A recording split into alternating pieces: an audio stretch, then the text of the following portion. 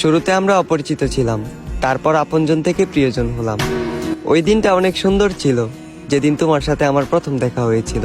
তুমি জানো না, যেদিন তুমি আমায় প্রথম স্পর্শ করলে, ভূমিকম্প ছাড়াই আমার হৃদয় কেঁপে উঠেছিল। তবে আজ আবারও আমরা অপরিচিত। আজ তোমার মস্তিষ্কে বিরাজ করে তৃতীয় ব্যক্তি। তুমি ভুলে গেলে আমায়, ভুলে গেলে আমার ভালোবাসা, হারিয়ে ফেললে অতীতের সকল স্মৃতিশক্তি। আমার হাজারটা স্বপ্ন ছিল শুধুমাত্র তোমাকে ঘিরে। ইচ্ছে ছিল স্বপ্নগুলো পূরণ করব তোমার হাত ধরে। তবে সেই স্বপ্নগুলো আজ রাত জাগা ঘুমের মতোই মাটি।